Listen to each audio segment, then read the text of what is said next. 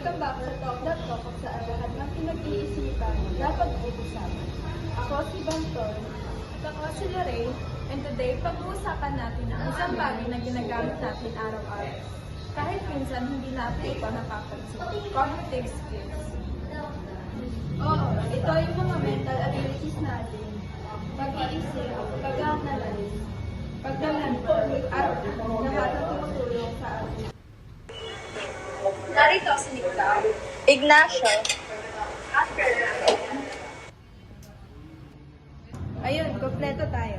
Bago tayo dumiretso sa topic, mag-warm up muna tayo. Kung may cognitive skills ka na gusto mong gawin na parang super powers, ano yun at bakit? Let's start with the Ako, gusto ko yung mabilis mag-process ng info. Pero kahit may biglang pop quiz, ready ako.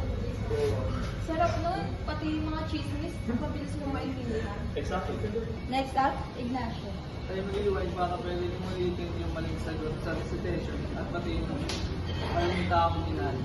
Ouch! Ayun nga, hindi lang pala academic use, pang hard matters din. Lastly is Nicole. Ako gusto ko mabilis mag-react sa jokes kasi minsan late ako mag-react at awkward. At least honest. Yes, simulan natin. Sa inyo, paano ninyo ginagamit ang cognitive skills sa araw-araw? Sa group work, kailangan marunong mag-organize at mag-decide kung anong unahin. Ako naman, sa project, naalala ko yung ginawa namin before. Sinadjust ko lang bakit umana ulit. Sa relationship, para maintindihan yung ibang tao ay iwas sa misunderstanding. Kung marunong ako makinig at mag-isip bago mag-react, mas less yung mga para sa'yo. At dapat, naalala mo rin yung important things. Plus matuto sa past mistakes. Grabe. Group schoolwork, full love life. Pinit na gabi. Tama, take away. Isipin bago mag-react. Alalahanin ang lessons at gamitin sa tama.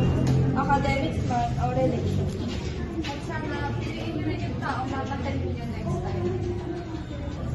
Salamat sa mga kasama natin today at sa mga listeners ng Talk That Talk. Kita-kits sa susunod na episode. Once again, this is TTT Talk That Talk.